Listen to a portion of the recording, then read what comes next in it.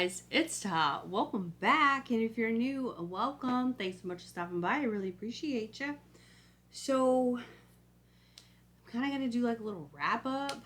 It's been what, a week into the new year, pretty much.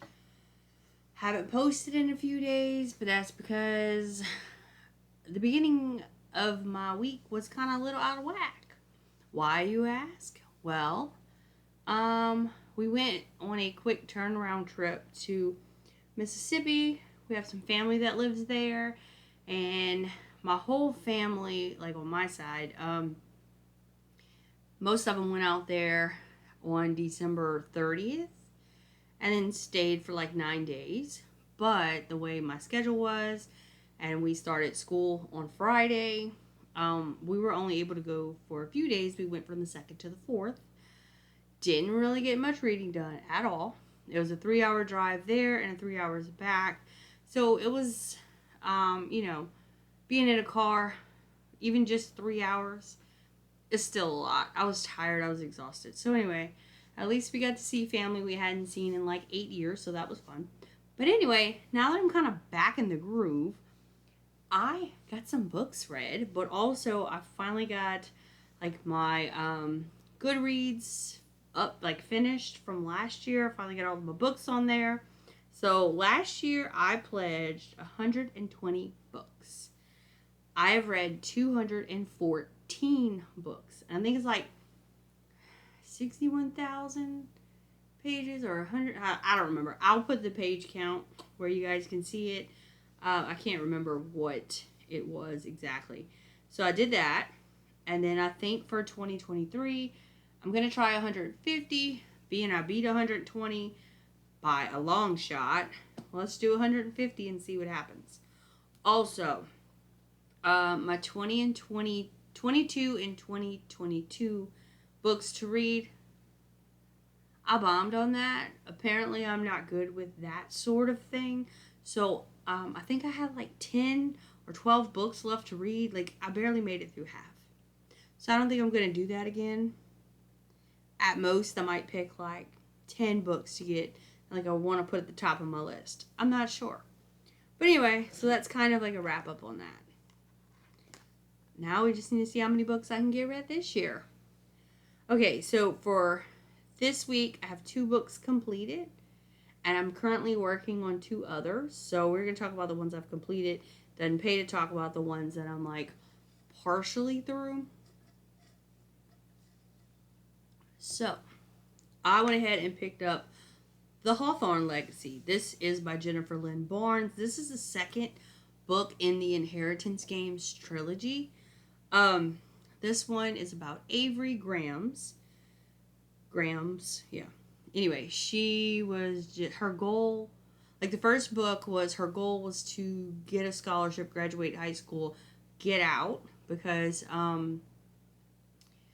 she lost her mom and her sister is like has custody or whatever, and before you knew it, she was being told that Tobias Hawthorne, who was a very wealthy man, left her basically everything. But there was a catch. Of course, there's always a catch. So she has to go to this mansion, this sprawling mansion that he has. It's filled with tons of secret passageways, as well as just about the entire family. And they all think she's some con woman, somehow or another con her way into this money, and she has to like prove that she didn't. And Tobias was a man of the love of like riddles and codes and secret messages and things like that. So she, along with the family members that live there, the 4 grandsons especially, they are trying to kind of break code to see maybe why she was given the money, or whatever the case may be. So that's basically what the first book was. It was a lot of code solving, and like they hated her, and it was a thing. So anyway, it ended with like a boom, just wait for the next book. So I finally picked up the second one. We can continue from there, and we're still solving stuff. And I like a book with an element of having to solve a mystery a clue, build those clues up and determine if they're worth anything or if you just wasted your time. Those are my favorite. So I really enjoyed these 2 books so far. There is one more book because obviously it's a trilogy. So I still need to read The Final Gambit. So hopefully that'll kind of wrap the story up a little bit. But I am loving the storyline thus far. And then, because I was looking up, I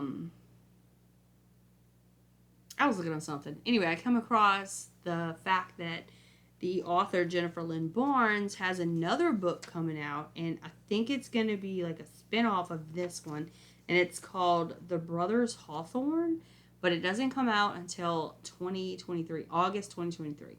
So I need to get The Final Gambit done before August. That way we can see what this new series is going to be about. So, like I said, overall enjoyed it. I gave it like a big 4 stars, so yay. And then pretty early on out the gate, we're still in the first, today's the 8th, I think, something like that. Already handed out a 5-star. What? This book right here that I'm about to tell you about intrigued me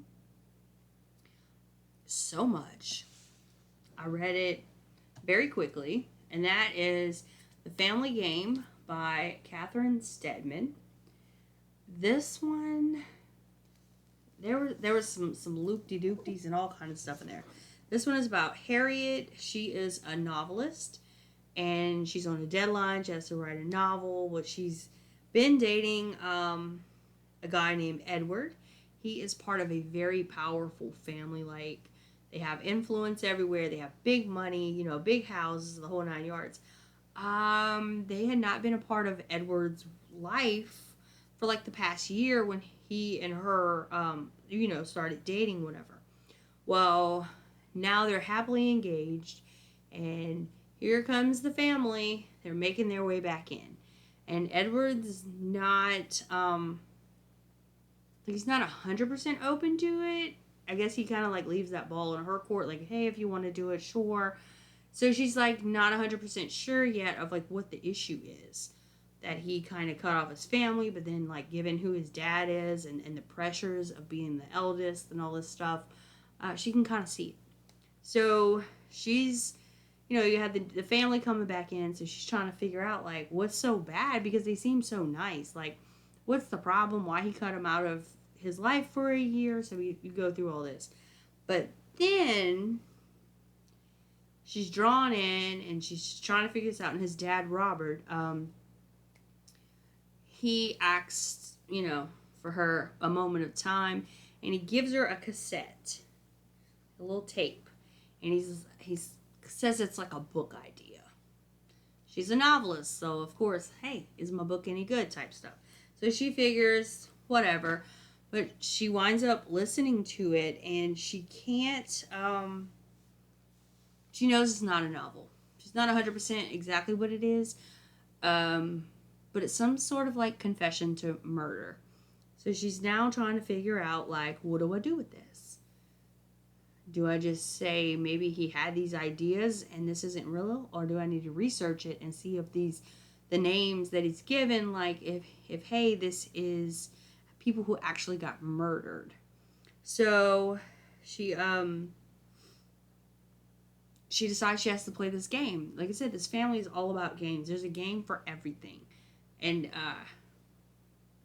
that's why it's called the Family Game Night, or the Family Game, basically. So you need to listen, you need to do research. Do not trust anyone, and always make sure you can run for your life. Those are the 4 key rules to this family. And when things start twisting and turning and new information pops up, you're wondering like what the hell. And at one point, there was one point in the book, it was close to the end, like pretty close to the end, that the author kind of guided us. We kind of veered to the right a little bit.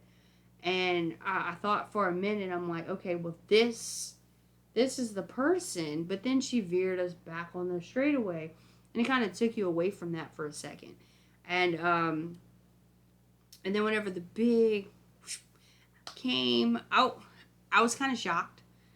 Like, at first, there was only like a small inkling of what I thought, but this one, it kept me wanting to continue. Like, I wanted to keep reading. I wanted to know what happened to the people on the tape that the man is talking about.